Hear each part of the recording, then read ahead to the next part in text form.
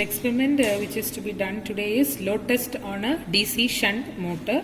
So this is the circuit diagram corresponding to the experiment. So here we have a DC shunt motor. So the field winding is connected in parallel with the armature, and you have the DC supply here. Then you have the ammeter and the voltmeter. The ammeter will be measuring the load current and the voltmeter will be measuring the voltage. And then you have a 3-point starter, and this is the brake drum arrangement which is coupled along with the shaft of the motor, and by tightening the belt which is there in the brake drum, we are actually applying the load on the machine. So these are the nameplate details of the DC shunt motor where we are going to do the experiment: the power, the speed, the voltage, the current, and the excitation current ratings. So first I'll just explain how to do the experiment procedure. So the connections you can understand from the circuit diagram. That is, from the positive it is given to the ammeter, other end of the ammeter is given to the L of the starter. From F of the starter it is going to the field coil through the field rheostat. The field rheostat should be initially in the minimum resistance position as indicated in the figure. Similarly, from the A terminal of the starter it is going to the armature of the motor, and then the connection is brought back to the negative supply by connecting AA, FF, and then back to the negative. Now as you to start the experiment, you will first switch on the DC supply, and then you will be moving the 3-point starter gradually, slowly, and bringing it to the other end. So the motor starts rotating. So first thing is the speed of the motor is 1500 rpm. So you are supposed to bring the speed to 1500 rpm by adjusting this field rheostat. So by adjusting the rheostat, see the tachometer reading and make sure that it is 1500 rpm, and then you will set the position of the field rheostat. So the first set of readings is the no load reading, that is when the belt is loose. You have to note down the voltage, you have to note down the current, the speed from the tachometer, and here the S1 S2 will be that is the load which is applied will be 0. And then the next step is you are going to apply the load. So you will be tightening the belt. So the total net load which is getting applied on the machine will be S1 difference S2. So you have to make sure that both should not be equal. When both are equal, the net load applied is going to be 0 on the motor. So adjust the screw here, tighten it such that there isn't sufficient amount of load which is getting applied on the machine.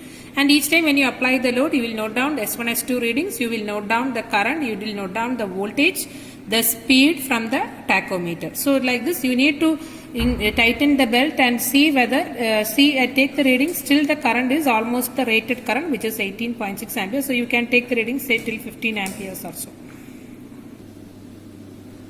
So this is the nameplate detail of the DC shunt motor, 3.5 kilowatt, 1500 rpm, 220 volt, 18.6 amperes is the current rating, and the winding is of shunt type. And you can see this is the DC machine. This is the brake drum arrangement with a belt. S1, S2 are these two readings, that is in kg we are going to apply. So we have to tighten this screw while for applying the load.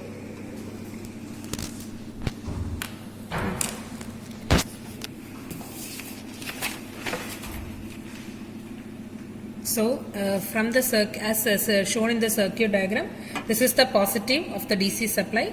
So from the positive of the DC supply, it is going to the ammeter. Here the red wire is going to the ammeter, and the other end of the ammeter is going to the L of the starter,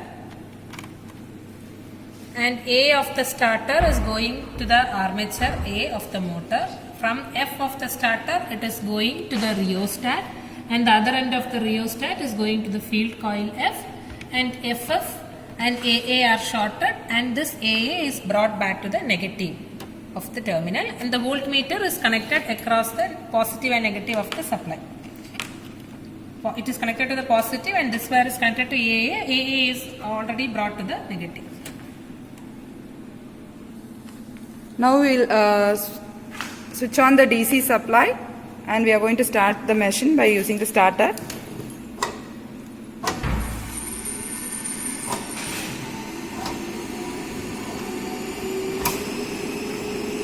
See, the machine is running and you can see the speed of the machine is 1393 RPM. So now we need to adjust the field rheostat of the motor so that the speed is 1500 RPM. So field rheostat is adjusted slightly and you can see the variation in the speed. And we have to do it slowly till the speed reaches 1500 RPM.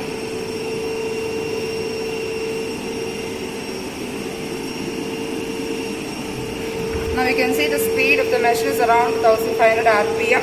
So it will start. The first set of reading that what we have to note down is the no load reading.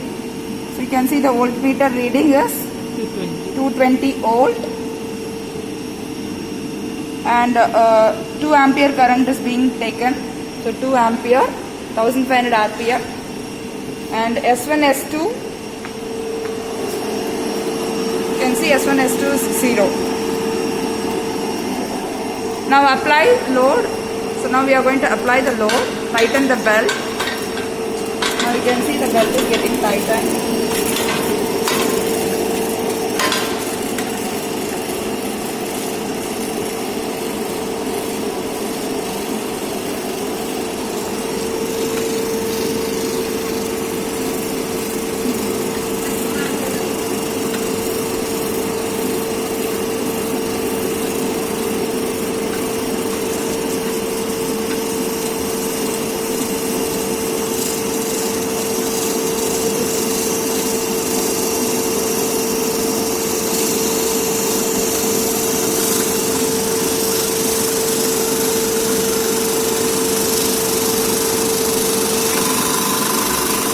You can see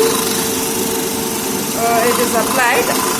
So it is around 1.5 kg here in S1 and S2 is 0. 1.5 S1 and S2 is 0 and you can see the voltmeter readings. Voltmeter 220 volt and ammeter you can see it's around 2.6 amperes. And the speed 1496. We need to note down speed as well. So 1495 RPM. Now next step we have to again apply the load, vary the load.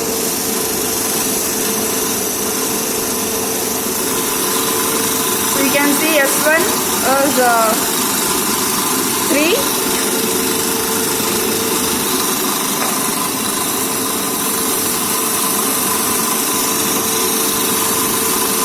S1 is around 3 and S2 is 1.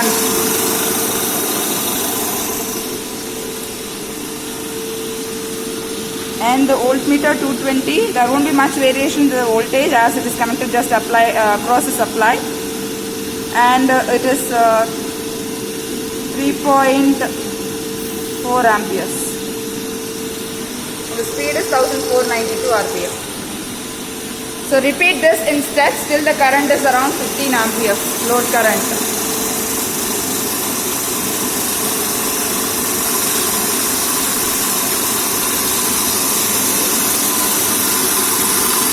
So S1 8, S2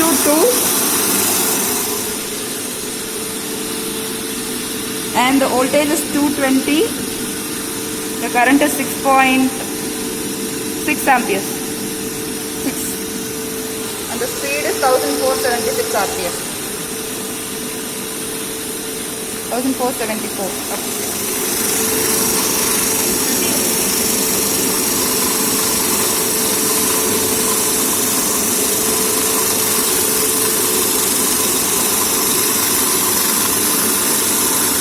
We have to pour water into the brake drum, otherwise it will get heated up. So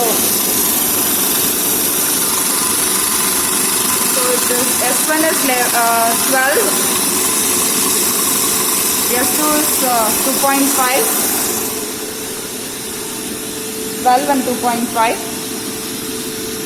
voltage 220 and current is 10 amperes and the speed is 1460 RPM, 461. Again we are going to apply the load.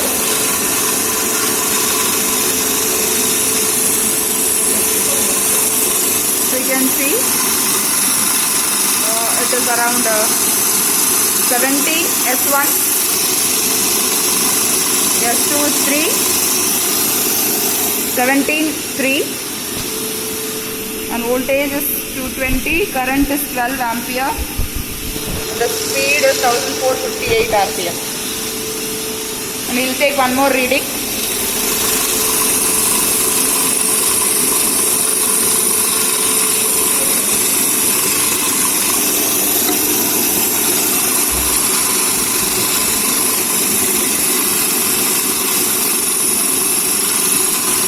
So S1 is 18,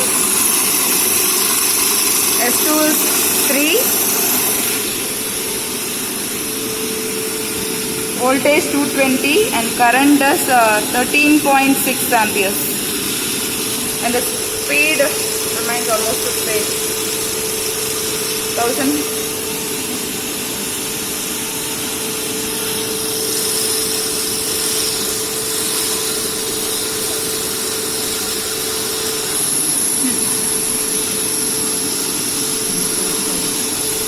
One 458, almost the same speed remains the same.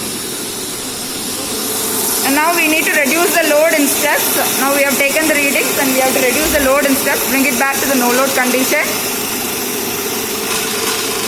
Both S1 and S2 should reach 0.